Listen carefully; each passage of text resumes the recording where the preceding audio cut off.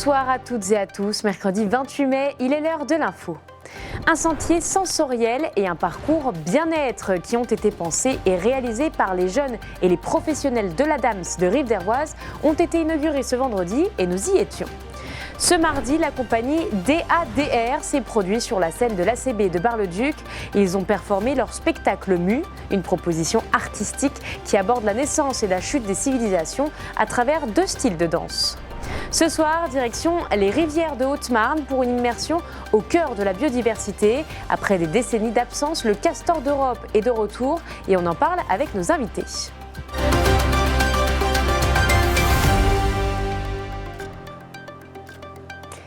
À l'association d'Ervoise d'Action Sociale et Médico-Sociale, l'accompagnement prend une nouvelle dimension. Vendredi, un sentier sensoriel et un parcours bien-être ont été inaugurés au cœur de l'établissement. Pensé et construit main dans la main par les jeunes et les professionnels, ce projet collectif invite à se reconnecter à ses sensations, vous allez le voir, en se servant aussi de ce lieu comme un support éducatif et thérapeutique. Julien De Bruyne et Paul Deswatines nous en disent plus.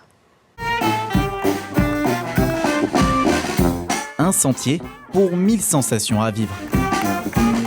Vendredi 23 mai avait lieu l'inauguration du sentier sensoriel et du parcours bien-être à l'association d'Ervoise d'Action Sociale et Médico-Sociale. Cette idée mûrissait depuis plusieurs années. Elle a pris forme ici sur plusieurs dizaines de mètres au cœur de l'établissement. Il sert à se poser puisque c'est un sentier pieds nus. Les plus courageux le font yeux bandés. Et donc on est à la recherche, on fait attention à ces sensations, ces émotions. Ce qui est intéressant aussi, c'est les jeunes de l'IME peuvent accompagner les groupes et du coup il se crée des interactions et des échanges. Dalles texturées, ponts suspendus ou encore bancs de relaxation, le parcours invite à se reconnecter à ses sensations. Il servira aussi de support dans l'accompagnement éducatif et thérapeutique. Un projet construit collectivement par les jeunes de l'Institut médico-éducatif et les professionnels de l'association. Chaque atelier a contribué à cette réalisation. Au départ, il y avait 3 objectifs. Donc, le premier, c'est une sensibilisation à la santé environnementale, la préservation de la biodiversité. Il y avait aussi la mise en valeur du travail des jeunes de l'IME. Et puis, enfin, l'objectif d'ouvrir encore plus les portes sur l'extérieur, puisque c'est vraiment l'occasion, de façon ludique, d'accueillir des classes et des groupes. Ce sentier n'est que le début d'un projet plus large. L'association a annoncé vouloir investir dans les énergies renouvelables, notamment avec des panneaux photovoltaïques.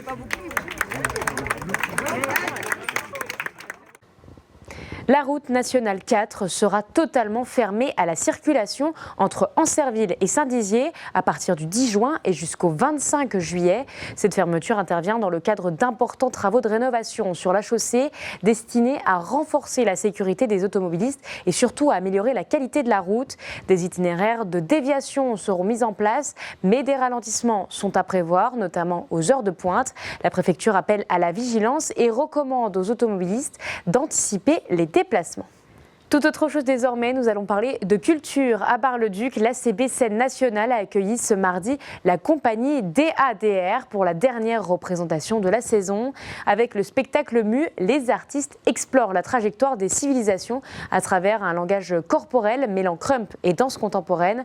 Une création engagée et accessible qui touche un public large grâce à son message universel. Célia Richard a suivi les répétitions.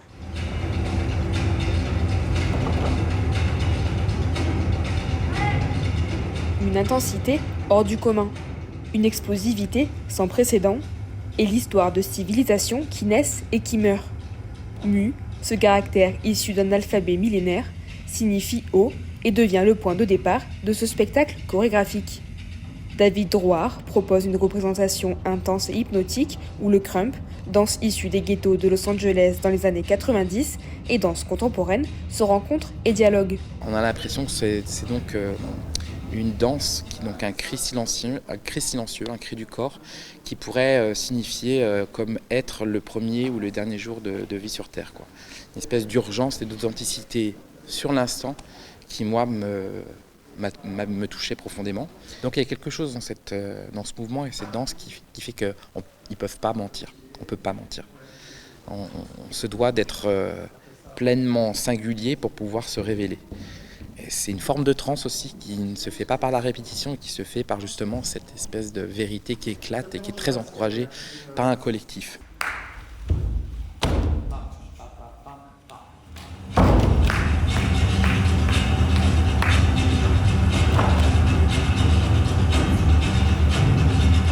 Pendant 1 heure, les 7 danseurs performent sur scène et racontent l'histoire de l'humanité avec une matière qu'ils connaissent et qui leur parle. Un moyen de s'exprimer à travers un message universel qui peut être compris de tous. Au niveau de l'écriture du spectacle, c'est un spectacle qu'on écrit avec le chorégraphe. Et donc on a beaucoup de place, nous, en tant qu'interprète. J'aime bien de travailler dans les projets où il y a un petit peu de défi. Et là, c'est vraiment un défi pour moi parce que c'est un autre univers. D'être toute seule avec un autre style, avec des codes très différents aussi. Quand j'ai vu ce de quoi ça parlait, quand le chorégraphe nous a un peu expliqué ce sur quoi ça portait, j'ai trouvé que c'était une utilisation intéressante du krump et du contemporain ensemble parce que cette forme d'hybridité qui donne un nouveau langage, du coup, sort un peu du temps et donc c'est quelque chose qui est à la fois très primitif et à la fois très futuriste. Depuis 5 ans, la compagnie tourne et performe à travers la France pour proposer ce spectacle aux différents publics. Souvent, ce que j'aime à défendre, c'est une parallèle ou en filigrane avec une actualité. Ce qui est chouette, en tout cas, dans cette volonté de ne pas être dans une narration plaquée ou imposée, c'est que justement, l'imaginaire, il voyage. Il est fuyant même, on peut s'extraire. C'est sous les applaudissements du public barrois que la compagnie a quitté la scène. Ce spectacle était la dernière représentation officielle de la saison pour la CB Scène Nationale.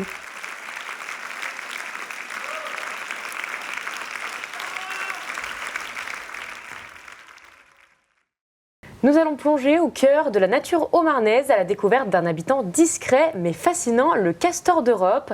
Longtemps absent de nos rivières, il signe aujourd'hui son grand retour, notamment dans la commune de Brevannes en Bassigny. Bonsoir Louane. Bonsoir. Bonsoir Hugo. Bonsoir. Merci d'être avec nous. Alors vous représentez le BTS Gestion et Protection Nature. Pour commencer, pourquoi le castor avait disparu de nos rivières ?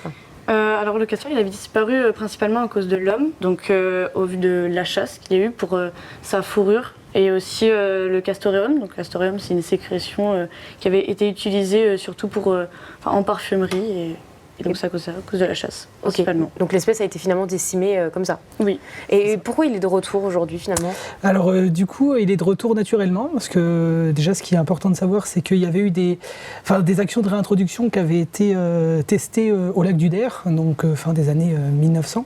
Donc ça avait conclu par un échec malheureusement et là il revient petit à petit naturellement depuis le département des Vosges en remontant le cours d'eau de la Meuse. Et il s'installe tranquillement finalement sur le secteur. Ce retour, vous l'avez suivi et vous avez également mené un processus de concertation territoriale. Alors les mots sont très techniques. C'était quoi les objectifs et de quoi on parle ? Alors du coup, la concertation territoriale, donc c'est un module à part entière d'enseignement qui est réalisé dans le BTS Gestion et Protection de la Nature dont fait partie Louane et moi je suis co-responsable à la MFR de Haute-Marne. Du coup, c'est un processus qui permet de mettre des acteurs ensemble à discuter autour d'une thématique assez sensible. Donc là, en l'occurrence, le castor d'Europe et son retour naturel justement en Haute-Marne et donc les objectifs c'était de mettre d'accord tout le monde sur des propositions de gestion à mettre en œuvre à la fin du processus de concertation et surtout d'informer, j'ai envie de dire, les acteurs de son retour. J'allais le dire justement, l'idée c'était de faciliter la réintroduction naturelle du castor. Hein. Voilà, c'est ça, et surtout avec pas mal d'informations parce que c'est encore un sujet qui est assez peu connu actuellement. Alors, de l'information, vous en avez collecté, vous avez fait énormément de prospection sur le terrain et vous avez mobilisé des moyens qui sont assez surprenants pour des castors. Il y a des drones, vous avez eu l'appui de l'armée, pardon. Pourquoi cette accroche ? Parce qu'il faut savoir que la MFR elle est en partenariat avec l'école des drones de l'armée de terre.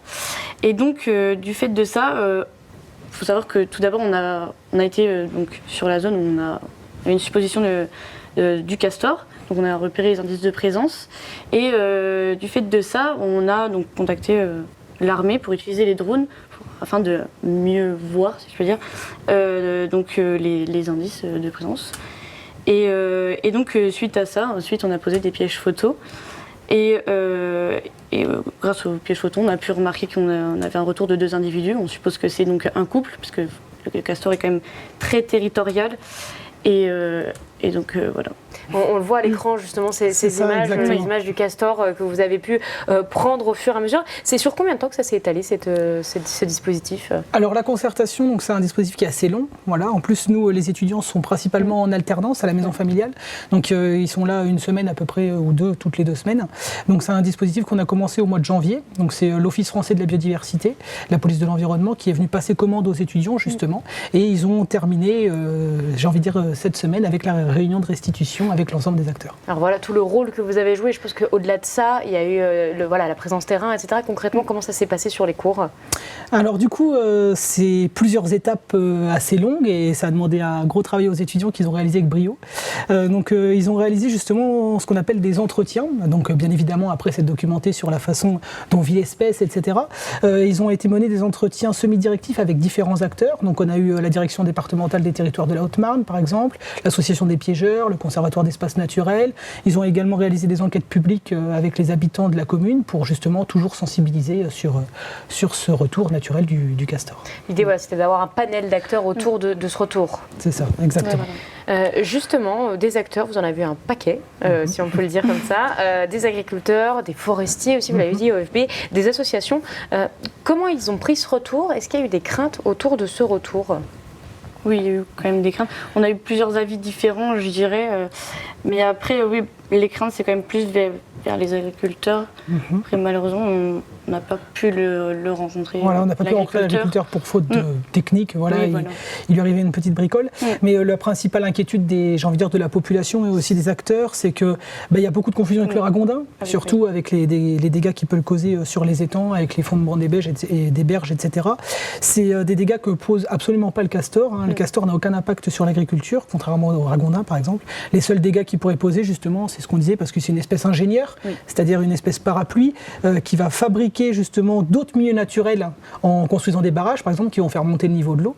Donc ça va inonder les zones et ça peut être les dégâts qu'il peut poser, justement, que ce soit sur les parcelles agricoles ou les parcelles forestières ou tout ce genre de choses. C'est les seuls dégâts que vous avez repérés, vous, de votre côté ? Exactement, et qui sont susceptibles d'être amenés, justement... Après, pour l'instant, on n'a observé que 2 individus, donc forcément, ça ne va pas avoir tout de suite un barrage, chose comme ça. Un impact, oui, parce qu'il faut combien de castors pour construire un barrage, qu'on comprenne bien à peu près ?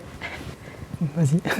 Ça les 2. Oui, voilà, 2, mais après, le niveau de l'eau là-bas ne permet pas aux castors forcément de construire un barrage déjà. Donc, voilà, c'est ça. Ce sera en fonction de la reproduction que ça Voilà, viendra. c'est ça. Exactement. Alors justement, donc, vous le disiez, là vous êtes au terme de ce processus, 5 à 6 mois de travail, il me semble. Quelle est la suite maintenant, déjà pour ce projet, et puis ensuite pour vous, est-ce que vous avez d'autres projets ? Alors, donc nous, on ne sait pas encore la décision finale de cette concertation, mais on nous a proposé d'autres projets. Donc par exemple, la mairesse de Brevannes en Bassigny, elle nous a proposé des stages, donc afin de faire des animations donc scolaires pour encore plus sensibiliser à la venue de ce castor et informer les habitants, les enfants. Des enjeux autour de cette présence. C'est ça, exactement. Et puis après, nous, en termes de projet, donc voilà, comme vous disiez, il est terminé, ça y est. Donc maintenant, les acteurs vont continuer à se réunir pour essayer de mettre en place des actions, eux, sur le terrain directement pour concilier un petit peu tous ces usages agricoles, forestiers, écologiques, etc. Et puis après, nous, pour l'année prochaine, on cherchera une autre thématique de concertation territoriale à mener avec les prochains étudiants qui arriveront. Ce sera toujours sur ce thème de concertation. Voilà, c'est un module à part entière d'enseignement, mais on changera peut-être d'espèce. Voilà, pas forcément le castor. Eh bien, écoutez, on va suivre ça de très près. Merci d'avoir été avec nous, en tout cas. Merci à vous. C'est la fin de notre édition. Merci de nous avoir suivis. Tout de suite, la météo. L'information continue sur puissancetelevision.fr. Bonne soirée.